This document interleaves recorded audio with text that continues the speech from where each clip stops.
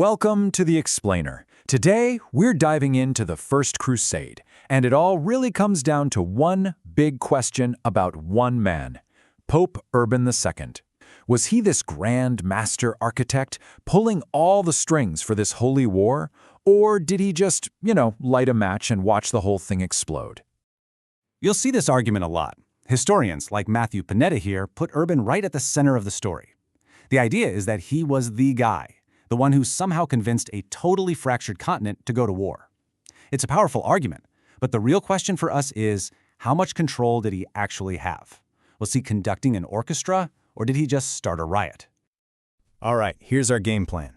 First, we're going to look at the Pope's brilliant call to arms, his big sales pitch. Then, we'll get into the messy reality of who answered that call, from a chaotic wave of ordinary people to powerful princes with their own agendas.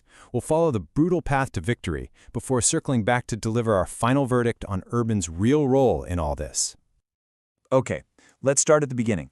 And the most important thing to get is that Pope Urban didn't just invent the idea of a crusade out of thin air. Not at all. His true genius was taking a bunch of ideas that were already floating around and packaging them into something new and unbelievably powerful. I mean, just look at this.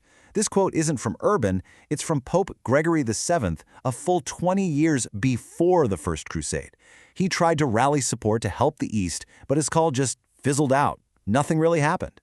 So what was Urban's secret ingredient? What did he do differently?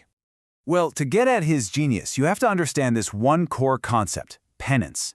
Try to put yourself in the mind of a medieval knight. Your whole life, your whole job is violence. And in their world, that meant sin. And sin meant you had a one-way ticket to hell. This was a very real, very terrifying fear for them. Every sin was a debt that had to be paid. And this is Urban's masterstroke. It was a total game changer. He took two powerful ideas they already knew, penance and pilgrimage, and he slammed them together. He told these violent knights that the very thing they did for a living, the fighting and the killing, could itself be their ultimate act of penance, if they did it for God. It was, essentially, a get-out-of-hell-free card. He turned warfare into an act of salvation. And this was the other piece of his brilliant plan. See, Europe was just an incredibly violent place, full of knights fighting each other. The church had been trying to rein them in for decades with things like the Truce of God, basically asking them, hey, can you please stop killing each other on holidays? It wasn't working, so Urban offered a much better deal. Don't stop fighting, he said. Just stop fighting each other. Turn that violence outwards, point it at a common enemy, and you'll save your souls. It was an absolutely masterful move. So Urban has this elegant plan. What could possibly go wrong? Well, as it turns out, just about everything.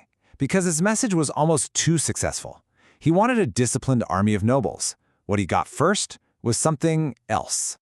Yeah, before the great lords could even get their armies organized, this huge, unsanctioned wave of people just took off. They weren't listening to the Pope's official preachers. They were fired up by these wild, charismatic figures like Peter the Hermit, who whipped them into a frenzy. They weren't about to wait for some official start date. They were going, and they were going now.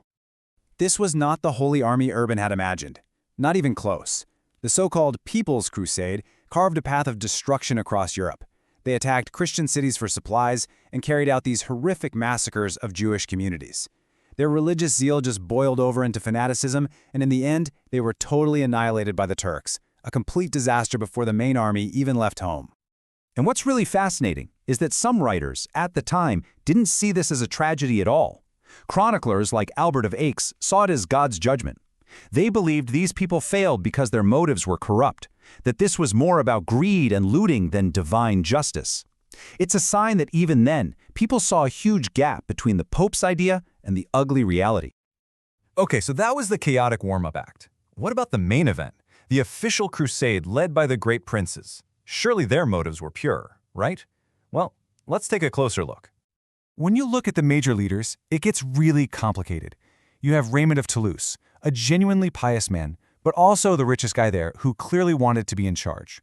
Then you have Bohemond, a landless Norman warrior who saw the East not just as a holy place, but as a land of opportunity where he could carve out a kingdom. For every one of them, it's this messy cocktail of genuine faith and raw worldly ambition. And this historical debate cuts right to the heart of the issue. Take the actions of Baldwin and Tancred. The traditional view is that they were just on a land grab, trying to create their own little kingdoms. But more modern historians argue, hang on, maybe this was just smart military strategy.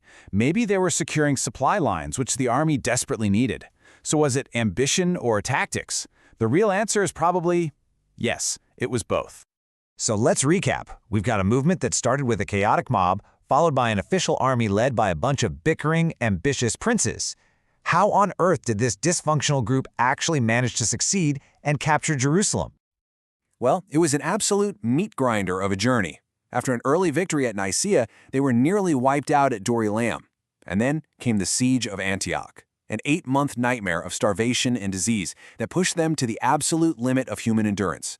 Every single step was a battle for survival. And we have to pause at Antioch because it's just unbelievable. At one point, a relief army of 12,000 Muslims shows up. To face them, Bohemond has just 700 knights. Look at those numbers. It should have been a slaughter. But through sheer tactical genius, he lured them into a trap and routed them completely. It was an astonishing victory against impossible odds. But right after that amazing triumph came total disaster. The one person who was holding the leadership together, the Pope's own representative, Adhemar of Lisieux, died of disease. He was the only one who could get the princes to stop arguing. The moment he's gone, it all falls apart. Raymond and Bohemond immediately start fighting over who gets control of Antioch. The whole crusade nearly imploded. All of which brings us back full circle to our main question. With all of this chaos, this ambition, this on-the-ground improvisation, where does Pope Urban actually fit into the story of the Crusade's success? When you really look at it, their victory hinged on things that had nothing to do with a plan from Rome. You had tactical genius from commanders on the battlefield. You had incredible luck that the Muslim world was completely divided against itself. And you had moments of pure religious fervor, like the discovery of the Holy Lance, that kept the army fighting when any rational person would have given up.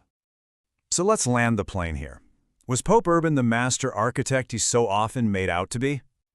Here's the final verdict. Was he the catalyst? Absolutely, 100%. His idea was the spark that lit the flame. But was he the architect of the final victory? No way. The crusade that stumbled its way to Jerusalem was a wild, unpredictable beast, forged in the fires of princely ambition, enemy weakness, and battlefield desperation. Pope Urban lit the fuse, but the explosion that followed was something he could never have controlled. And that, right there, is the crucial takeaway.